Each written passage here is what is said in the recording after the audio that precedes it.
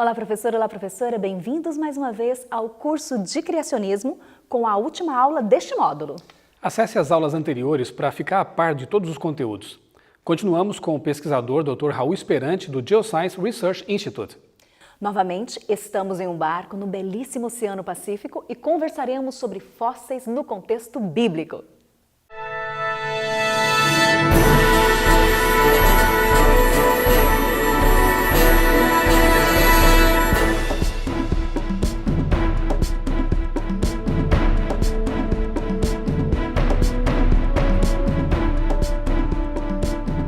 Existen diversos tipos de fósiles,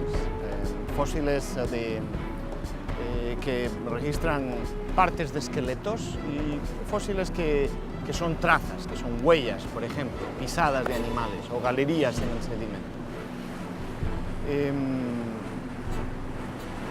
Estos fósiles registran la evidencia de vida en el pasado, vida que ya no existe.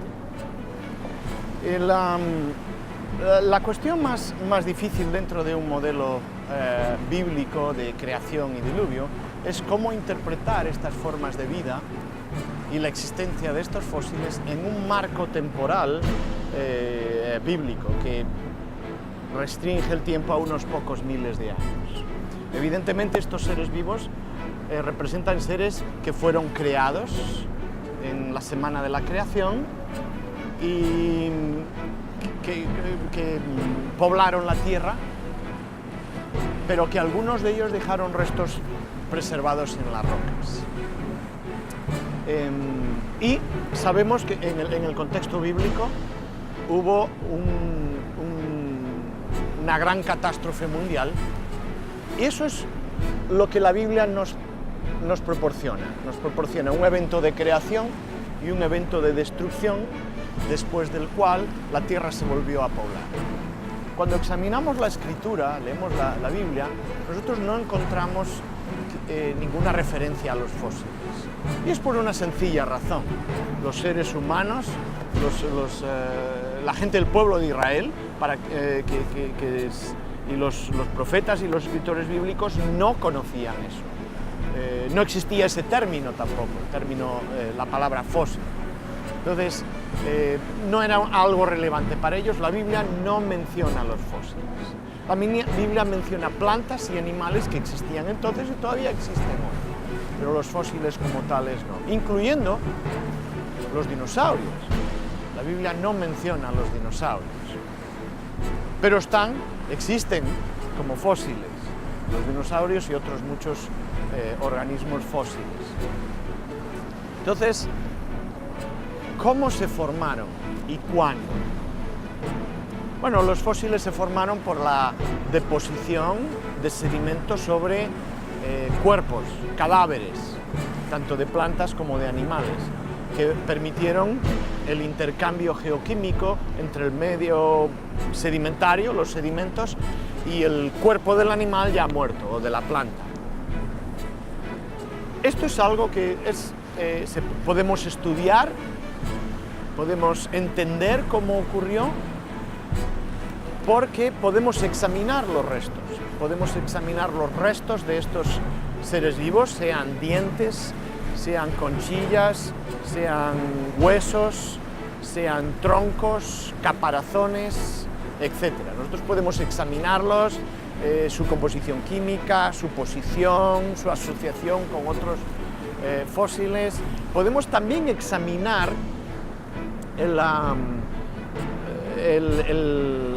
roca en la que se encuentra. En este sentido, el trabajo de un paleontólogo, de un geólogo, se parece al trabajo de un forense o de un detective, en el que nos encontramos un cadáver, nos encontramos un ser vivo que está muerto, en este caso incluso está petrificado, lo que nosotros llamamos fosilizado. Y entonces nos surgen las preguntas. ¿Cuáles son las preguntas? Son el qué, el cómo, el cuándo, el dónde y el por qué. E incluso el quién. Entonces son 6 preguntas, pero claro, en el caso de los fósiles, el qué y el quién es lo mismo. Entonces estamos limitados a esas otras 5 preguntas. El qué, pues estamos investigando, son restos de plantas o de animales.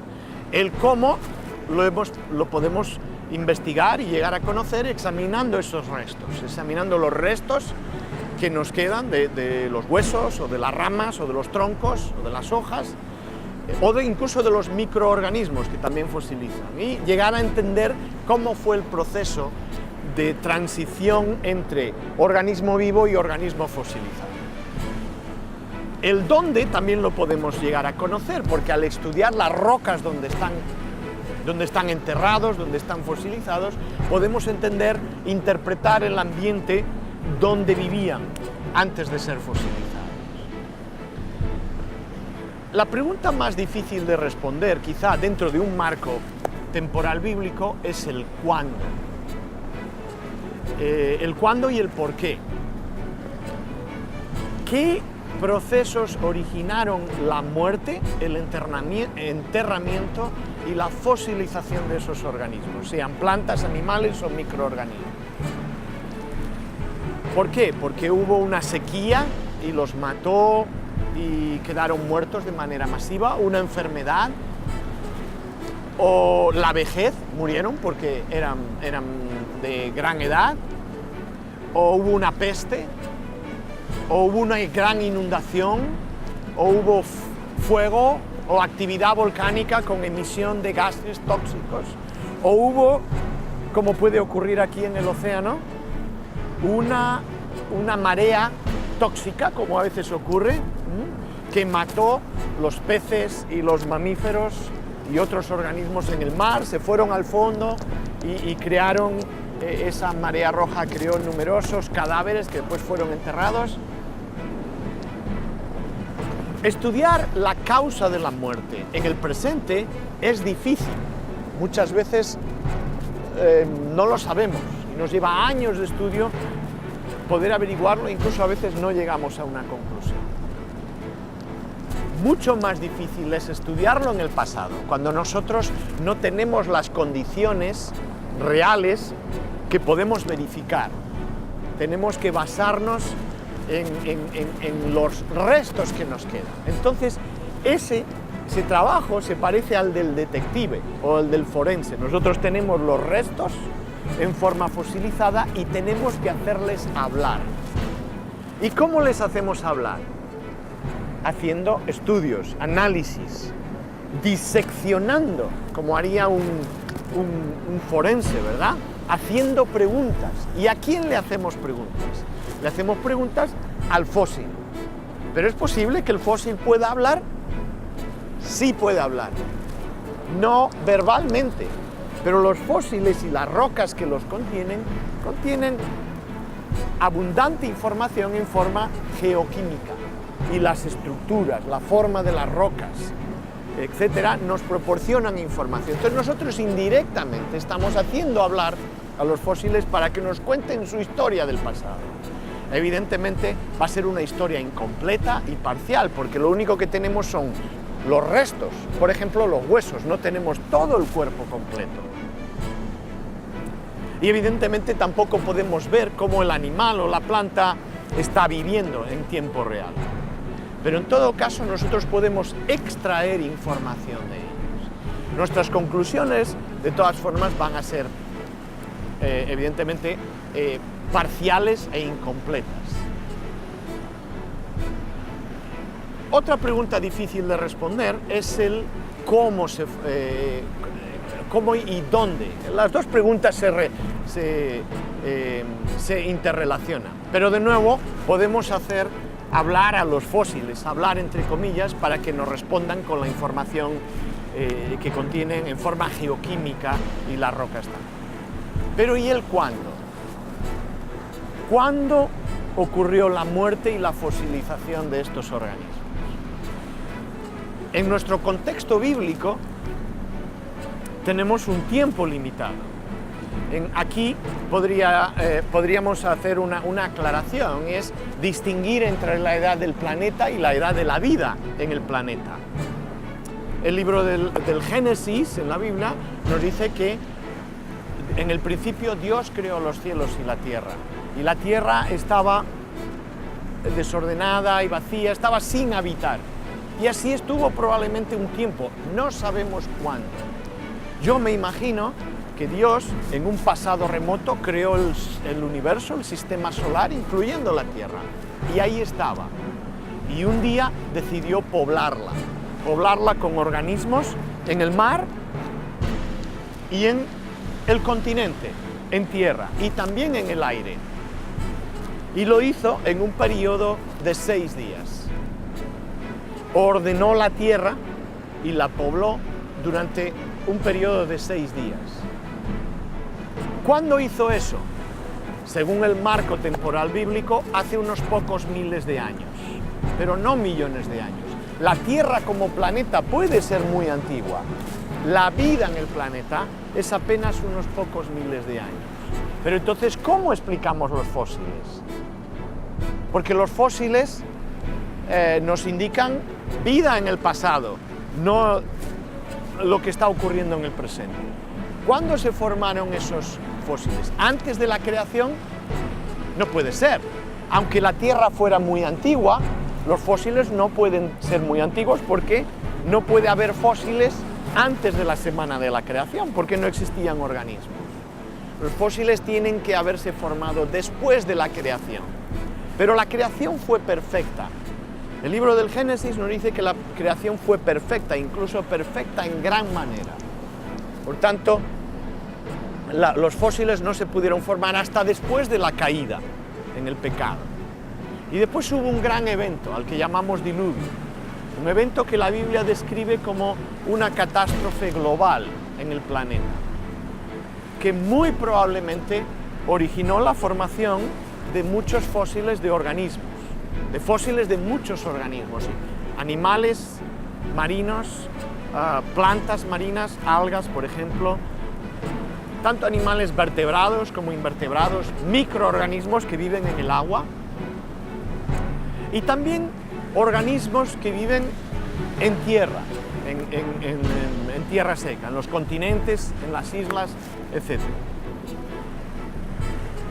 Muchos de los fósiles que hoy día encontramos en las rocas debieron haberse originado durante el diluvio.